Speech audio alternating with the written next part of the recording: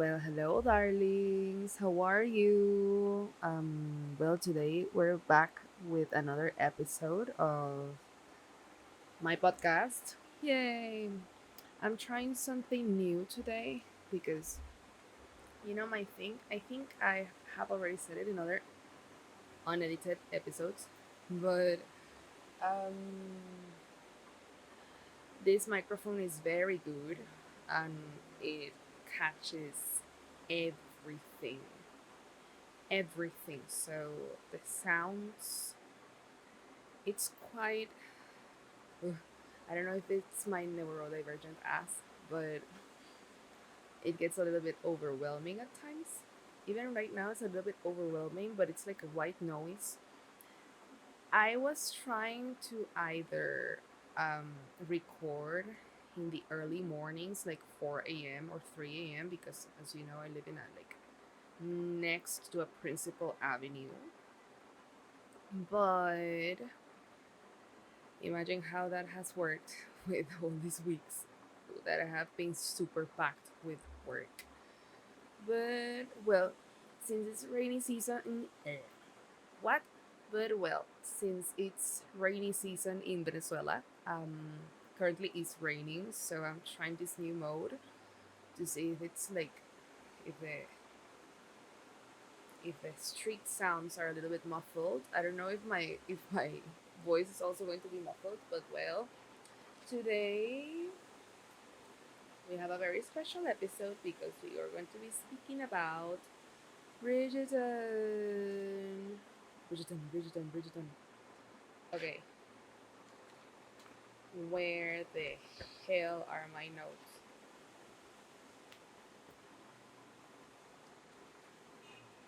Okay, I thought I had my notes in here.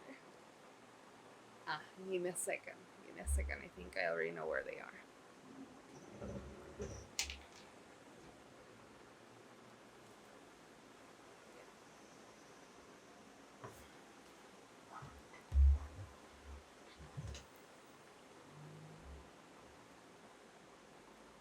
Yes, I already know where they are. Yes, I already know where they are. Found them. Had them in another notebook. But well, okay. So Bridgerton season 4. Season 4. It's been like 3 weeks since I saw the season. I liked it. I liked it a lot. I think I feel very identified with Sophie, and that's why I think for me it's one of the seasons I've enjoyed the most. Of all Bridgerton, I think I've enjoyed the most. I liked a lot season 1, and I liked Penelope's season, but I liked this season more because of certain elements that we're going to be speaking about. Mostly the working class elements, the unfairness of it all, and that sense of reality, right? A very grounded reality. It wasn't like a fantasy of the poor. It was very grounding in the way they portrayed it, and I liked it. I liked it better than the depictions we had had before from other characters. For example, with the Mondriches, it's like I don't know. I've never understood their storyline. I haven't been attracted to it, but this season I liked the inclusion of Mrs. Mondrich into the court of the queen. Well, not the court. I think the lady in waiting group of the queen. Either ways, that's something we're going to be speaking about. But overall, I like the season. Let me see my notes in here. Aha, well, again, working class. Gen. These ones are my general aspects of the season. Okay, I liked the working class season. What? I like the working class innuendo they had. Very good, and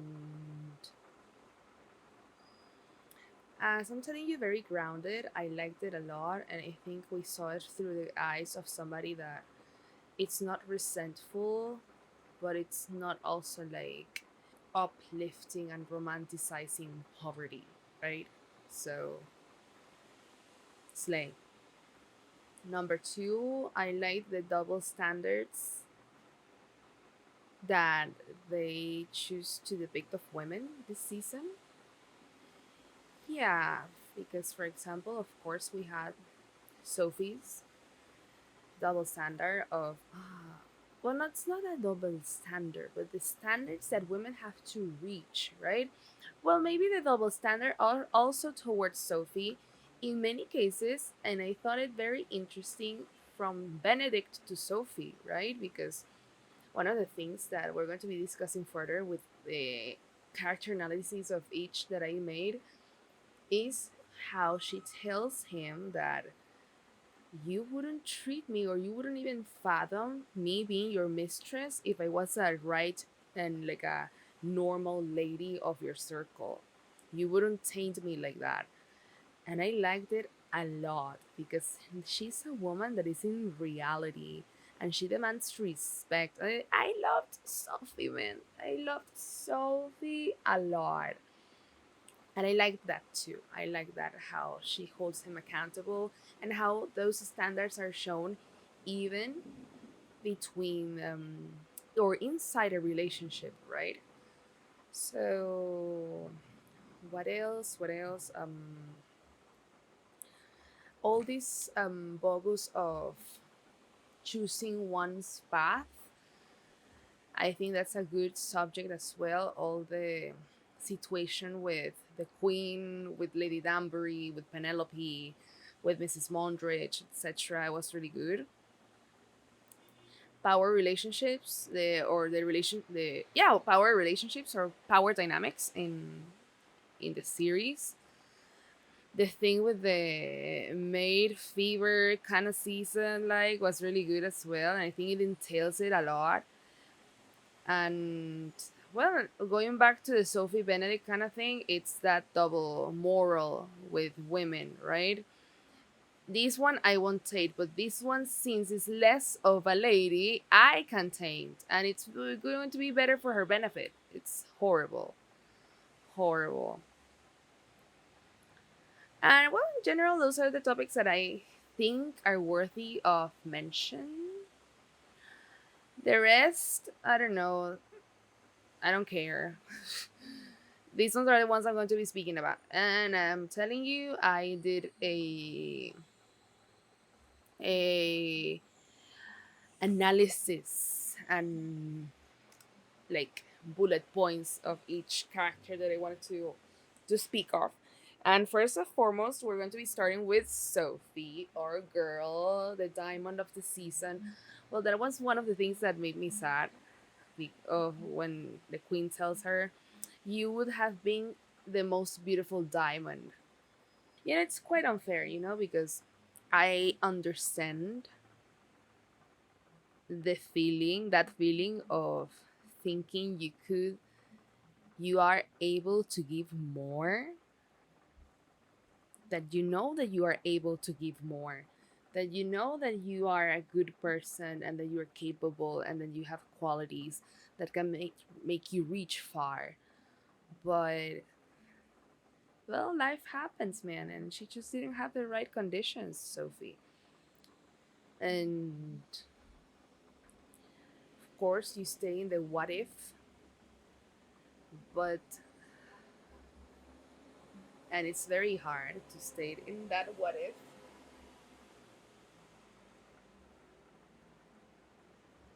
because then you're going to be mourning all your life. But oh, give me a second.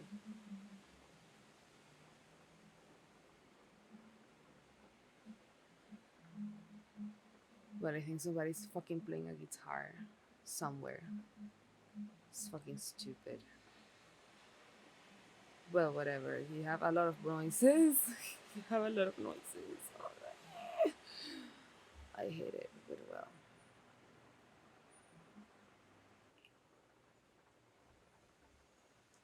No, nobody was playing the guitar. Excellent. Well, what I was saying,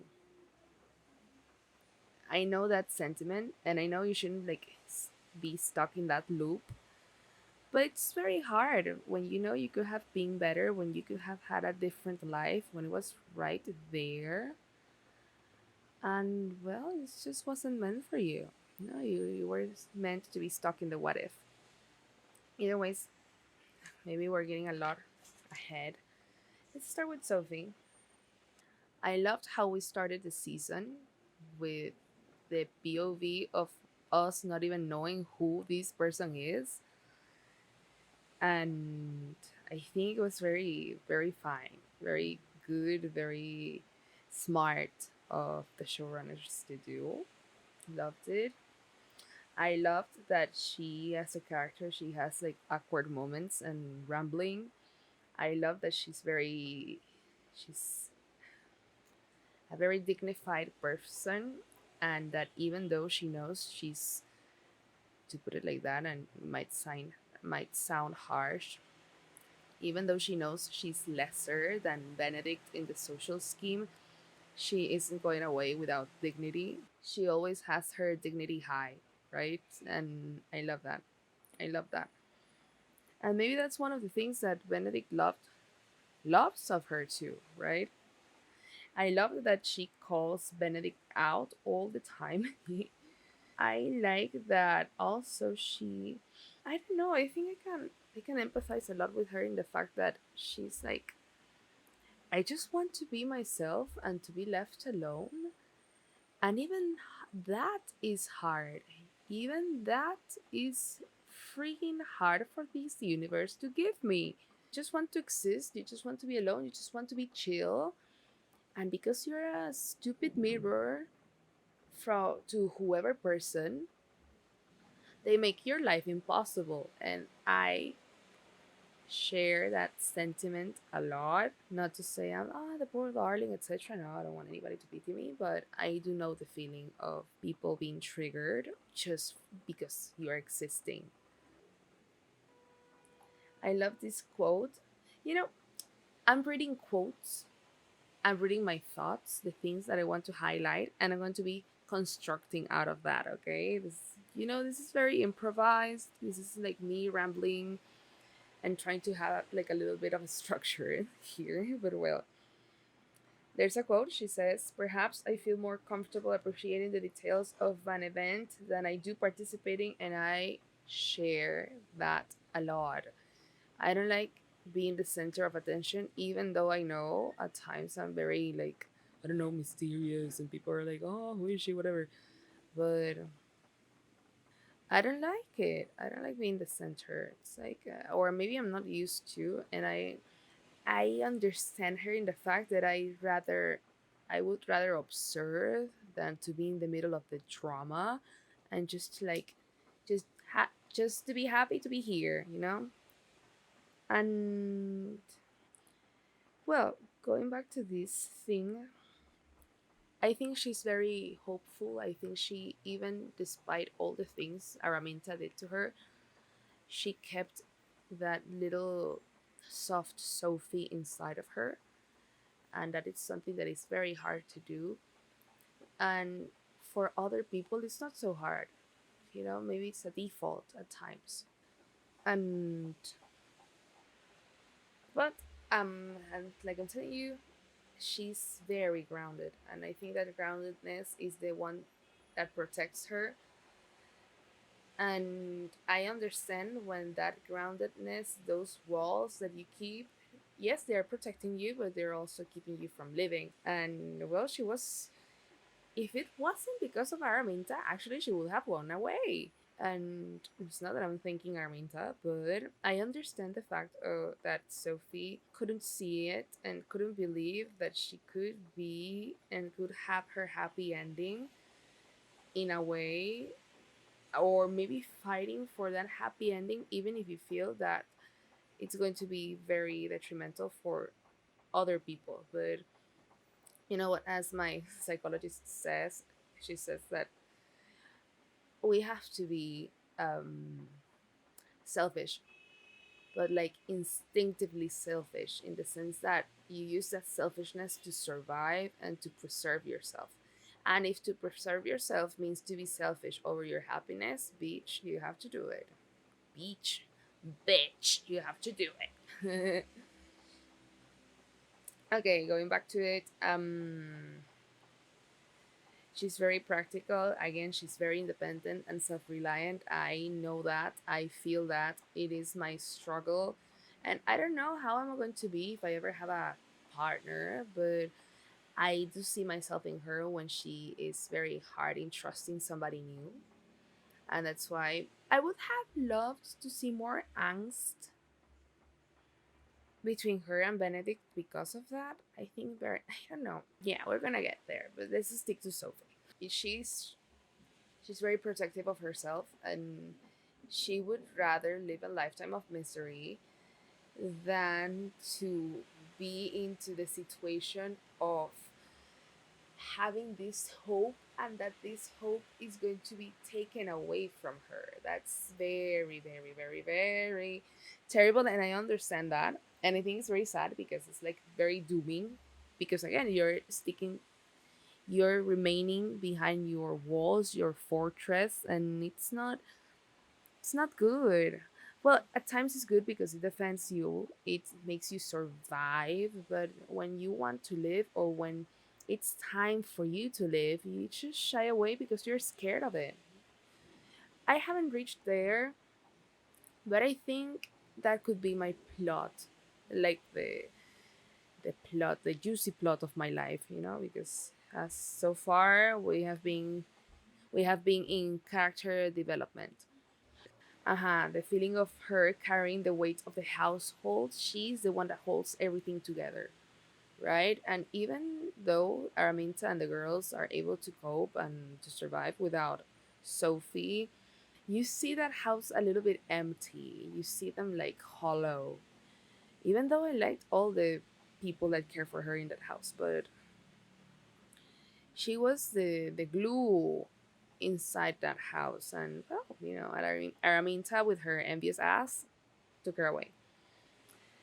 One of the things that I think it shows though that power imbalance between her and Benedict. It's not the fact that she's a working woman and that he's like a whatever position he has in society. Is the fact that she's entirely and utterly alone. She has no family whatsoever. And okay, you could say she has Posey, but she has survived so much because of herself. And sometimes when you have been alone so much, people, when they tell you, but you have to trust, open your heart, it's like, fuck you. Truly and utterly fuck you. Like, it's hard. I've been alone all my life, and you're telling me, to open you my heart. For what? It's for love and care and whatever. But if that's not something you're used to, you're not going to see the value in it. Maybe okay because we're social animals and we need to interact with people, but but I don't know.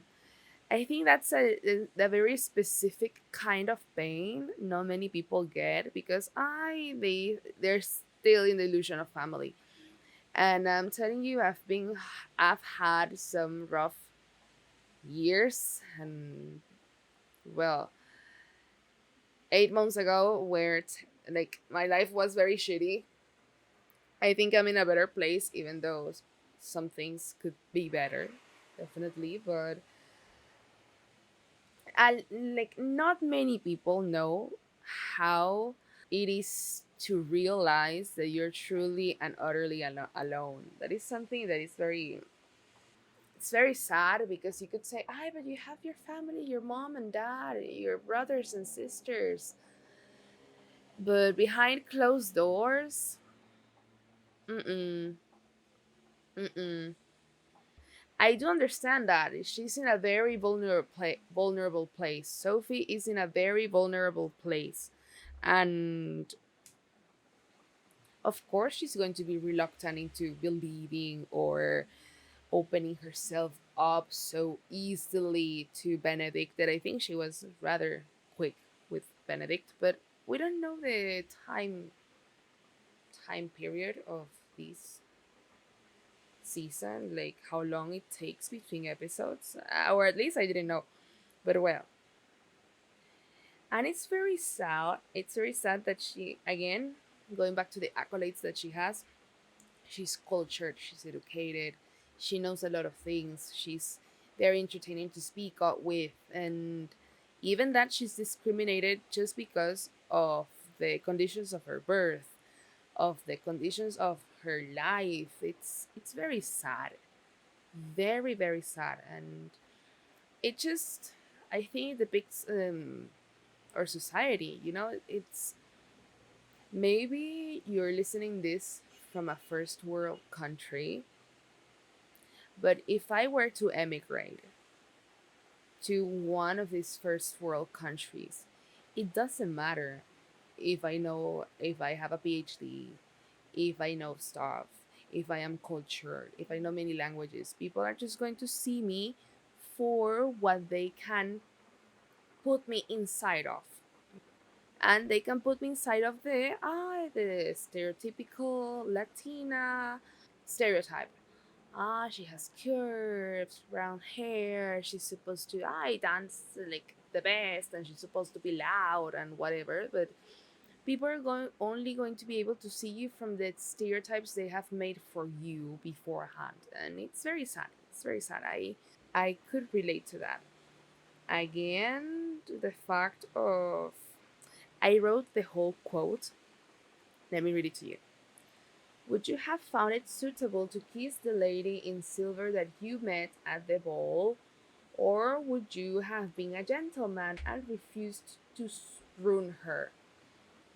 I may not be as high as a lady, but I refuse to be that low. Man, if I could tattoo that, I would. I have my opinions with tattoos. Maybe one day we could speak about that. But I was like, girl, you punch him and leave him in the floor crying and whining, girl. That man doesn't deserve anything. Because it's true.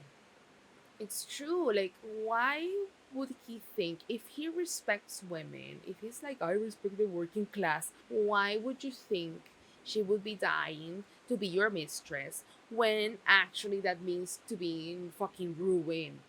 Nah, man. No, no, no. I love that because she left him in syntax error. He was like, Paul, Paul.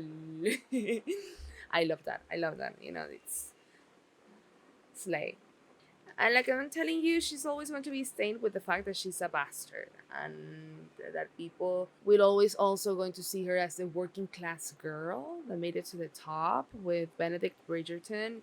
They're never going to be able to see you without that first impression of you. And you know, people say, "Oh, you know, story, etc." No, no, no. But I think first impressions matter, and they matter heavily, heavily. And once you lose your reputation, it's very hard to get it back. You're never going to be the same after that. Seems that God agrees with me. Okay. Another quote: promises can be broken as easily as they are made. I agree. This is a woman that doesn't trust. This is a woman that maybe she's married to Benedict because she loves him, but man, she's not going to trust him. And maybe for their whole marriage. And that is very sad. We just have to wait to see how Benedict takes that. I would like to read the book actually to see if they have like a maybe a time period in which they show how they are. But well, okay. People will, I think maybe somebody would say, "Ah, but she was a fool in believing Araminta. Why would she believe her? She was a child and a teenager. Obviously, she's going to believe The only person that was close to be a mother figure for her, that had status, that seemed to be right. I understand Sophie so much because of the things I have already told you, but the fact that she believed somebody that she thought in the end could be redeemable, it's not a fucking sin. And I've been there, and it fucking hurts to know that you have been a fucking moron into trusting somebody else, or somebody that you think or you would have thought would never hurt you. But well, sometimes life is cruel, very cruel. And the very mere person that you love the most can shatter you so freaking much. And I'm not speaking about relationships, I'm speaking about the family, because this is a family pain. And I know that. She trusted Araminta at some degree. She trusted her father. She trusted that her father would communicate to Araminta, but Araminta ended up being a fucking asshole. And that's why our girl was robbed, was exploited, and well, maybe also could have ended up worse. So I don't blame her in believing Araminta. And also, I think she had that behavior, the approach Araminta had towards her, so normalized that she thought it was normal to be treated like that. Obviously, it's very abnormal to be a bastard, and people treat you like, oh, whatever. Also, maybe, I don't know if it was the best approach for her father to make her believe there. Maybe it was like a some sort of situation of Fairfax Rochester with the tutor girl that he had at home. I don't know. The tutoree. I don't know what to call that. Um, Her guard, his guard. I don't know. I will have to reread the book. But now that I'm making the connection, obviously Sophie has tints of Cinderella and of Jane Eyre. And those are two of my favorite stories ever. I love Cinderella, especially the 2015 live action. I cry every time. And Jane Eyre is one of my favorite books. I read it many years ago. I have the English version. I would like to read it in English sometime soon, hopefully this year. And I love the movie. Of course, I've seen various interpretations of Jane Eyre, but the one that I love the most is the one with Michael Fassbender and Mia Wasikowska. I think it's the best. Honestly, it's very close to the book, and I love it, like the whole structure it has. And conclusions with Sophie Slay. I don't blame her. She's protecting herself, and I'm a little bit sad because I think she'll never trust anybody. Even if she loves Benedict, she'll never trust him. That's how I feel. Hopefully, the universe proves me wrong. Speaking of the man, speaking of Benedict. Benedict. I since season one, for me, he's been the hottest brother for me. I love his. It's not that I love. I'm attracted to his physique. I think his whole actually suave kind of persona is very. It's very chill and it's very appealing, and also like he's very gorgeous physically. He has that type that I like. Water sip, but but the story, his development throughout the seasons, I don't know, man. I never liked that he was such a fuck boy. And I'm going to say it. He was such a fuck boy, man. He was like all around with everybody, and it's like, man, I don't know about y'all, but well, double standards, and the standards. Women are supposed to be pure, and some women are supposed to be pure, while men are supposed to have experience. But I think one thing is having experience and having lived your life, and another thing is to be so pathologically trying to self destruct yourself via fuckery. No, man, I don't know. I don't like that much kilometraje, my man. Like, okay, I want you to know things for you to handle me, but I don't want you being a rake. And it's very hard. It's, I don't know. Yeah, at least that's my standard. I know there was a conversation on social media when when the season came out that that he maybe had STDs or whatever, and they're like just because he was gay. No, I think it's not. Of course, Benedict is not gay; he's bi. But I think it's a very. I think it's the most logical thing to be preoccupied about. You know, it's like I wouldn't blame it. I don't blame him. And it's not because of his sexual orientation, it's because of the amount of people he has on him. You know, it's I don't know. I find that very dirty, and I will have that standard for my man. If I ever have a man, I will be like, man, you can have had enjoyed, but, but, I need to get that out of my chest. Reformed rakes make the best husbands. Depends. I don't think so. Maybe they are so restless because they want to settle, but I don't know, man. I don't know. I wouldn't trust somebody with that much of kilometraje if you know with that bunch of miles on him. I wouldn't trust it. I wouldn't trust it. It's like of course, like there's that romantic notion of the bad boy of the rake falling in love with the right girl, whatever. But it's like, nah, man. In my own opinion, it's. I think I'm at a crossroads with Benedict because, it's that I don't know.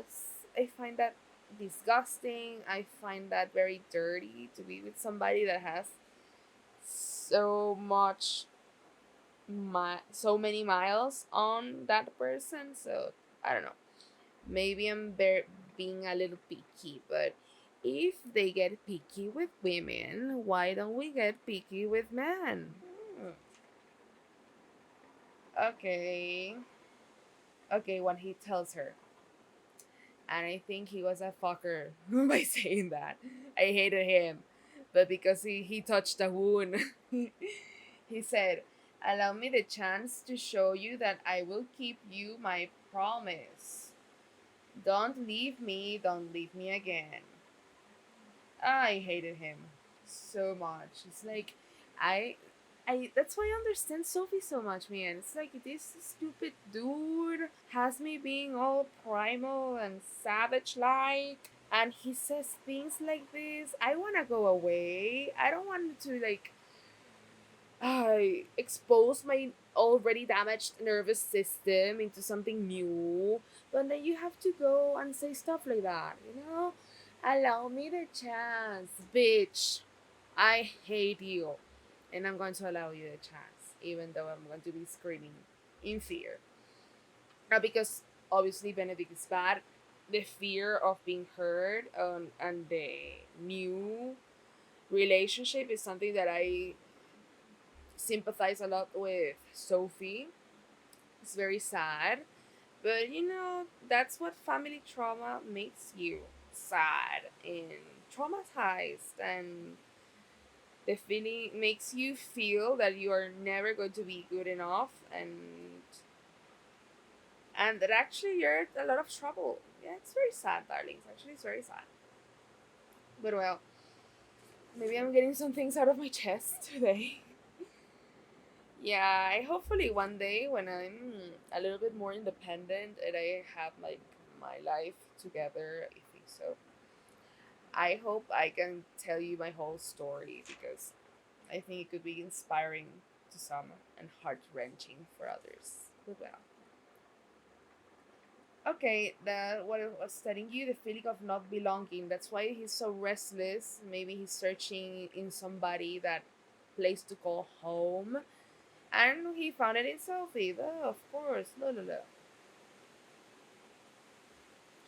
I did like that he, after he says that mistress thing to Sophie and she calls him out, I loved that he became so aware of what was demanded of women, and I loved how protective he got towards Francesca when they wanted to like check her to see if she was pregnant of no or not after her husband's passing. He got very mad, and it's like this. I like I'm already like Sophie, maybe worse. I'm like, okay, whatever, you're angry, yeah, you don't like it. But he showed emotion there. He was like, this is fucking horrendous. This is scandalous. How are you going to demand a widow to open her legs for you, a stupid man, to check if she's pregnant, if she's lying? After suffering such a loss of her husband. I love that he got very protective and that it showed that he actually understood. That he actually understood that double standard. He saw it in Sophie because she showed it to him, and he saw it reflected to his sisters. And he also even accused his own mother. We're going to get to Violet, but Slay. Slay, Benedict, there you have some points. What Mondrich's husband tells him no person desires to be hidden, it is true. Of course, their situation is very particular. Sophie's a bastard and she's a working class girl and she's like in hiding and whatever. But at least in our modern world, nobody wants to be hidden. I wouldn't like to be hidden. I would like to somebody to love me and say I freaking love Isabella and I'm going to shout it to the world and the world is going to know it. Even though I'm like I would be super embarrassed. But that's the only way to go. You know, it's like you cannot make somebody else feel that they're like a burden and they're something to be hidden, something to be not seen. It's a very horrible feeling. That that shame, because it's like a shame. You don't want to show your relationship. Opinions on Benofi as a couple, approved. I approve them. I have a note in here. It says Lady in Silver wasn't real, and Violet's advice was prime, that he has to focus on the tangible. Yeah, I like that. I like that a lot. One of the things that I liked about Violet this season. Yeah, you know, maybe the Lady in Silver is a part of Sophie, but it's not like daily overall tangible Sophie that you see all the time. You know, it's not that she's in that Lady in Silver state all the time. Sophie's a woman that has had to survive. She's not a princess. She's not like a masquerade girl. She can be for it for a night, and she can show her, and she can show her or all magnificence through it. But it's not real. But it's not real. It is real because the Lady Silver exists. It's her, but it's not the whole. It's not the entirety of Sophie. And when Violet says to him that he has to focus on the things that he can see, on the tangible things of his life, I found it very beautiful because it is like that. You cannot be chasing dreams all the time. And that is something that I learned the bad way actually too. You have to work with what you have got. You cannot wait for life to get into one way for you to start living it. Well, I already had it in my mind, but I have had some lessons, darlings, and it it got deeper in me, that lesson. But well, yeah, slay. I have 44 minutes of recording. This episode is going to be like 2 hours. Okay. I love that he fought for Sophie and that he fought for his family again when he was protecting Francesca, and that he fought for what he thought was right and he fought for his love. even though Anthony was, oh, he was insufferable. I hated him. But he stood by his heart, and I like that of Benedict. I respect that. Oh my god. I respect that so much, and I like that in a man that is very decisive. Again, I would like to see how that develops, because like I'm telling you, I know where our girly is coming from. So I would like to see how she begins trusting Benedict more. But well, that's it for Sophie, Benedict, and Benofi. Let's go to other characters. Violet. Violet. Violet. Violet. I've been tired. So friggin' tired of her timeline and her story with the Danbury brother. I don't know. I don't understand it.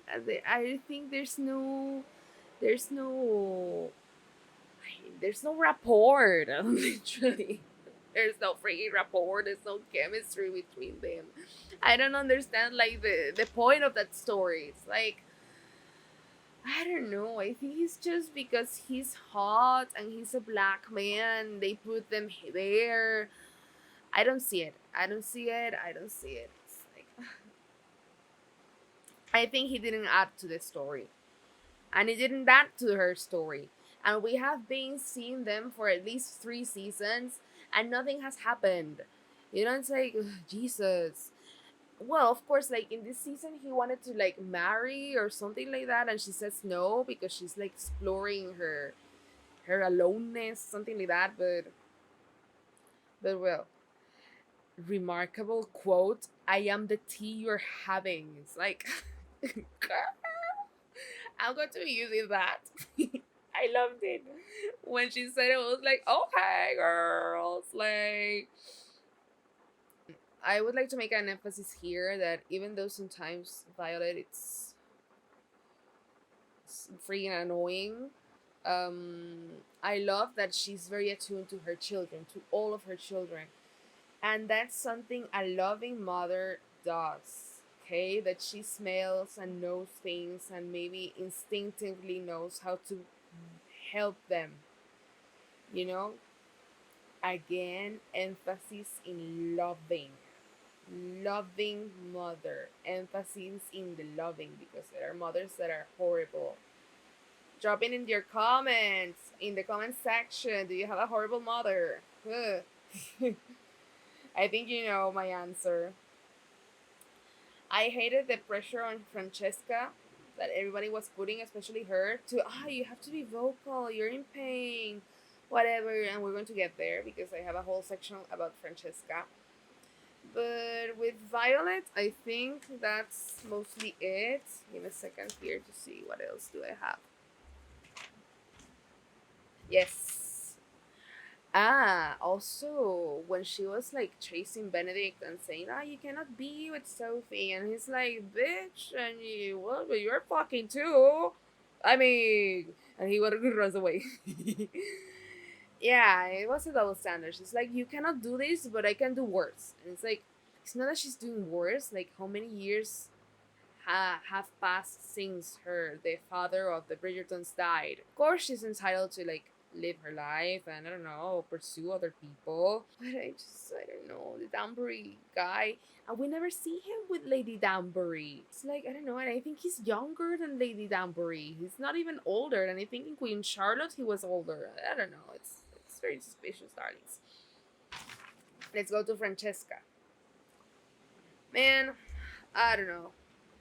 This is going to be a disaster next season. For me, it's going to be it's going to be a fucking disaster. But let's stick to her character in this storyline.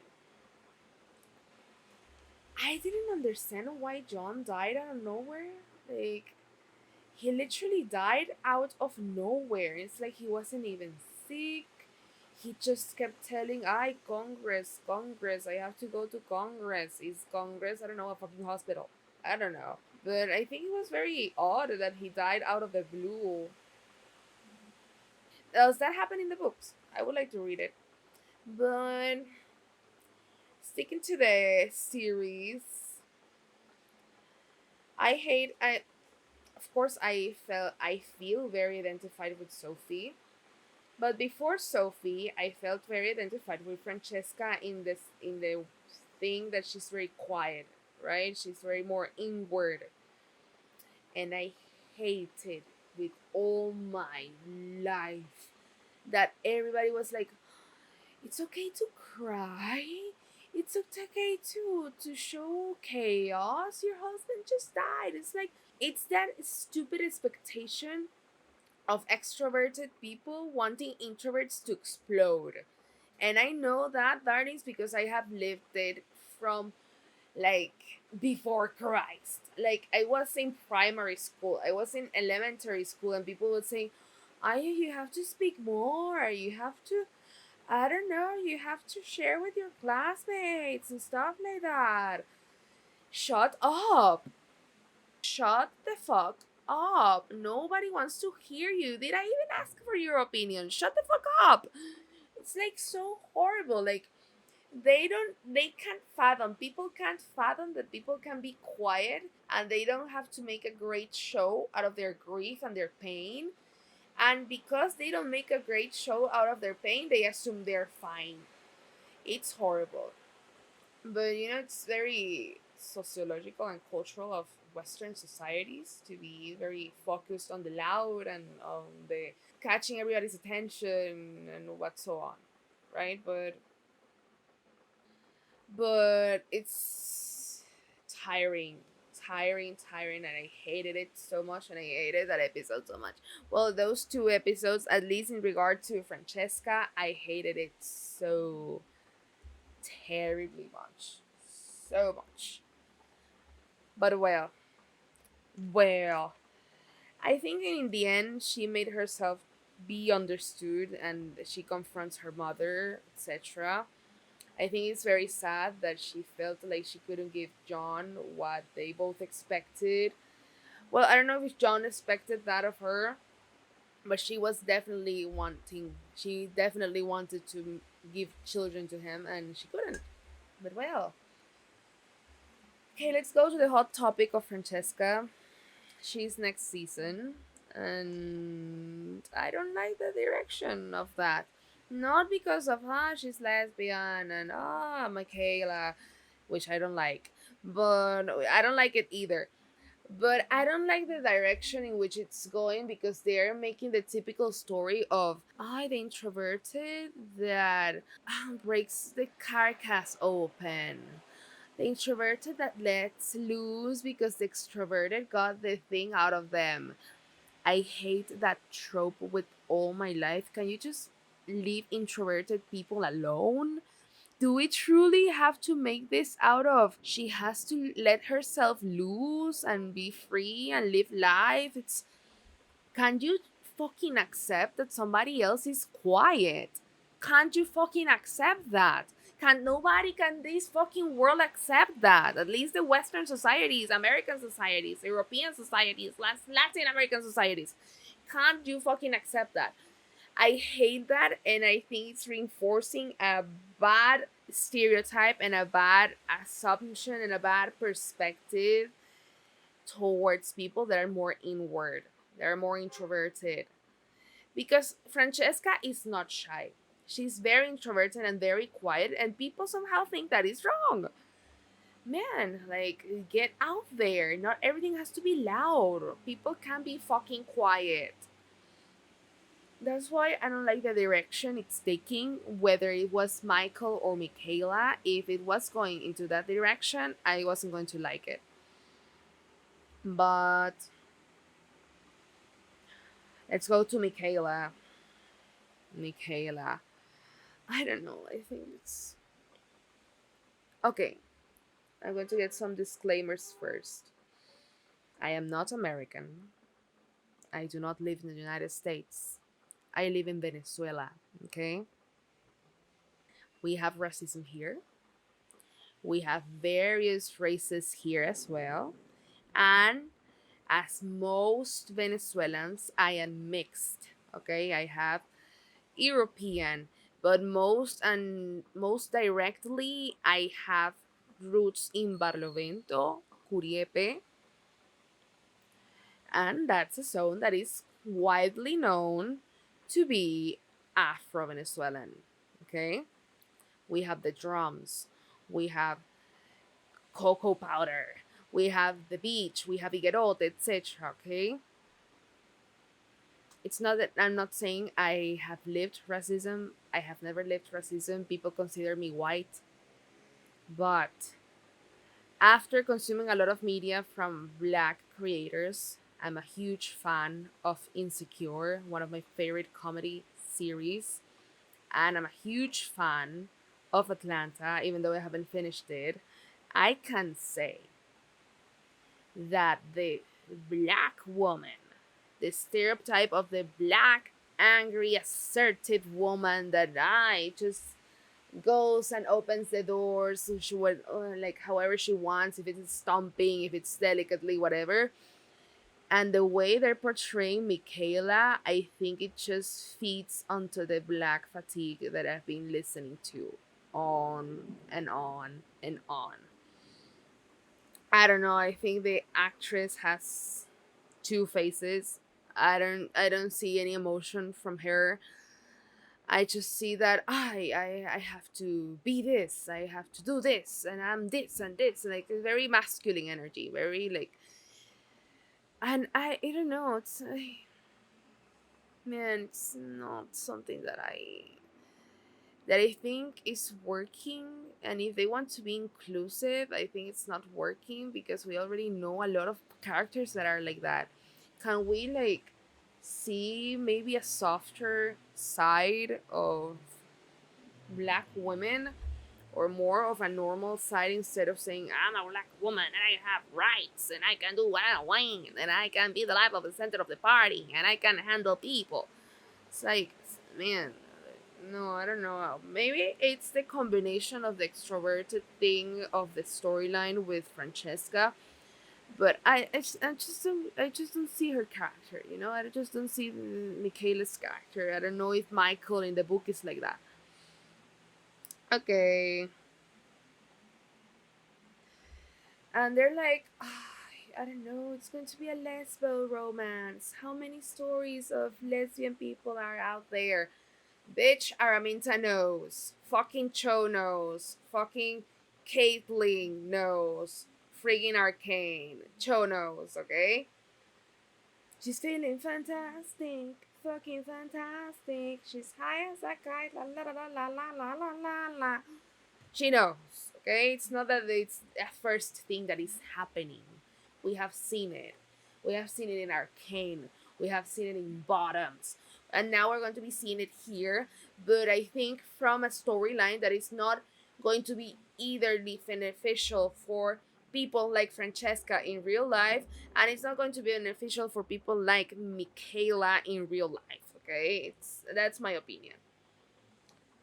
You can burn me in the comments, share, make this visible if you hate me. What else? Man, I don't know. Yeah, I think that's what I have to say about it. I was thinking of um, trope names for Francesca and Michaela, and of course we have Cantony, we have Poling, Benofi. You know the one of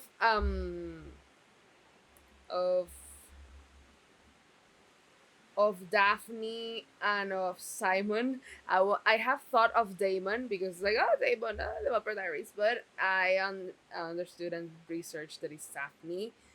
But I was thinking about the one of Francesca and Michaela, and I thought of Frank and Kayla, and I think it's really poignant. Frank and Kayla, it's something that it's just like a gluing things out of nowhere, and I don't know. I think it's going to be a mess. It's going to be a mess, and I'm going to only tune in if it develops into Eloise's season. I've been dying for that one, and people are like, "Ah, but why is taking so long?" I actually see the vision that it's taking so long because there, like that, she's going to be a spinster, and she's going to look like a spinster. Okay, the actress, I don't know her name. She's fucking beautiful. I think she's fucking young. I think all of this the age discourse is stupid towards her and about her because she looks freaking amazing. But for her story, I think it's very amazing that they're going to maybe leave it as last season, you know? I like that idea. Okay. I think we have one last one. 3 pages of notes, darlings. 1 hour of podcast. What about that? What about that? What about that? Eloise and Hyacinth. Since we're speaking of Eloise, um, I liked that Hyacinth this season was very. She placed a lot of boundaries with Eloise. She was like, man, you're complaining about things that I like, so of course I'm going to think you don't want to be here with me. You don't want to hang out with me because you think all I do is stupid. And Lois was like, no, you're my sister and I love you. You know, I love the as she's growing into it and that she's like making peace with it. And I like that since she's making peace with it, the universe is going to send her her man. Her man, her man, her man, her man. I don't know his name. I don't remember his name. But I would like I think it's Philip. I don't know. I would like to read that book though. Yeah, I think Eloise has grown so much. Instead of being the whining woman, she's the whiny girl. She's become a selfless woman, and she's becoming a selfless woman, and I like that. We have 2 tiers left. Okay, I'm going to speak about Araminta first, and then we're going to finish with Queen Charlotte because that leads to another thing that I want to leave. So Araminta, I understand. I understand her lore. Somehow you have to become a villain after losing Cedric Diggory. Somehow, okay. Somehow you have to become a villain. It's very heartbreaking. You know, he left us so young. But aside jokes, um, I just think she's a woman that was trying to survive and didn't want any stains that could jeopardize her survival and the survival of her kids. So I don't blame her. Though I don't blame her motivations, but I do blame the execution. She was very terrible to Sophie. She was a bad person to Sophie. And thankfully, I think Posey is going to save herself. But what is Araminta and the other sister? I think they should I don't know, work like Sophie worked, so they pay her back her dowry. But I think the main villain of this season is the societal structure of Bridgerton. We see a lot, and especially when Benedict and Sophie are in the countryside, that she punches and pushes one of the lords that was going to get how with another maid that didn't want to. So know what I mean. And well, she was the one that paid the broken plates, like we say here in Venezuela. Ella pagó los platos rotos. So yeah, well, of course, Benedict. Yeah, I'm going to like I don't know. I'm going to be the savior and go and punch this guy, whatever. But I think the problem is still the same. It's the scheme of society, how society is made that holds this double standard to women. Because yeah, of course, it's like a fictional world, but even though women cannot defend themselves without people saying, "Ah, she's such a she's just a tomboy, or why is she so problematic and stuff like that, right? Yeah, I think the main villain is this societal structure and how they hold women. Not they hold women down, but it's very constricting and very poised like, and like stuff like that, you know. Let's go to Queen Charlotte, somebody that was actually tied down, because even though she's the freaking queen, she's very lonely and she's trapped in her throne, you could say, and that's why she needed Lady Danbury, and that's why she needed Penelope as Lady Whistledown to get a little bit of touch, get a little bit in touch with reality, right? Give me a second. Well, editing, I'm going to see how can I fix the sound because I fucking hate it. Either ways, Queen Charlotte, we were speaking about there. Yeah, but she got very trapped in her throne, and she was too high up. Thinking about it, this song "Without Me" with Halsey comes to mind. Tell me how it feels sitting up there, feeling so high but too far away to hold me. Well, Queen Charlotte is there, up high. And I liked that somebody needed to humble her down and know how to manage her and to keep her entertained. Of course, Lady Danbury, like, they have a special connection because they have always been in there together. And I'm quite sad that Lady Danbury is going away. Like, I like her character. It's one of the additions that I like. But yes, she humbled the queen, but she's also allowed to have a life. But since the queen doesn't have a life, she doesn't want anybody else to have a life that it doesn't revolve around her. Same with Penelope. I was like, who the heck does this stupid queen does she think she is? If she wants to write, if she wants Whistledown to say something, well, maybe she should fucking be Whistledown, right? Get your fucking pen and start writing. I hated that she was like editing Penelope and her thoughts. I hated that. Like, if she wanted to do something,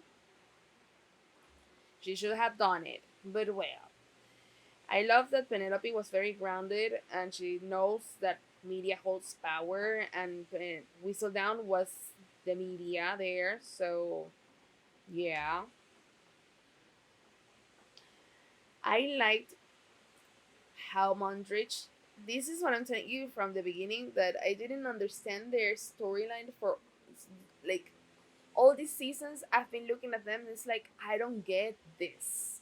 I don't get you. What is this trying to show? But this season, I think it became a like they gave them a purpose that I actually could connect with, and it was this one of trying to help people from the position that they have been granted, right? Because their kid is the one that is the heir for all of their lands, whatever, and they're like the managers right now. And since she's become a lady in waiting, she can help people such as Sophie to get like maybe a little slice of justice and fairness in their life they have been given, right? So I like that a lot, and I like that that girl, the Mondrich girl, was a good seller, and that she's in quote unquote sold Sophie's story to the queen, and that's why they got the permit from her. And yeah, I'm actually very surprised to say this. I am looking forward to see their storyline, especially hers. Looking forward to that. I loved the when Lady Danbury would say, "Can I visit my family?" And she's like, "No." Penelope was like, "Can I stop being Lady Whistledown?" And she was like, "No." And then when they began crying, she was like, "I command this to stop." Like me with my migraines. I loved it. It's something that I think of every time now. It's like, I command this to stop now. It's very funny. Very, very funny. But well, let's close off this episode with some quotes that I liked. Again, I command this to stop. Iconic. I am quite overcome with madness. Eloise. Slay. Again, Benedict. Allow me the chance to show you that I will keep my promise. Hazel. We're not simply born to work and die. Important. Important. Colin, you cannot let any amount of fear stop you from getting your heart speak. That's very beautiful. Even though Colin, I don't know, I think it was like plaster in the on the wall. But I like that quote. He came out of his plaster form, said what he had to say, and they came back. And then came back. Mondridge, how can a woman trust you to navigate a complicated life if you can't navigate her feelings? I think this season also spoke a lot of healthy masculinity, and that's very healthy masculinity. Like, you have to be a grounded and centered man if you want a woman to do her own thing and be a woman and kind and give you home, okay? So, important. Again, no person desires to be hidden. Mr. Mondridge, like it. I am the tea you are having, Violet, and I'm going to finish off with one of the quotes of Sophie. I may not be as high as a lady, but I refuse to be that low. And with that, we are done today. Today we're done. Yeah. There are many other quotes that I like. But that's it for this episode. Very lengthy episode. I like this season, like I'm telling you. But well, tell me your thoughts and comments. What other thing would you add to this analysis, to this ramble? What other quotes do you like? What character you feel most connected? If you want to roast me about the thing with Francesca and Michaela, you're more than welcome to do so. Go to Enjoyyy. And yeah, I guess I'll see you in another episode. Take care.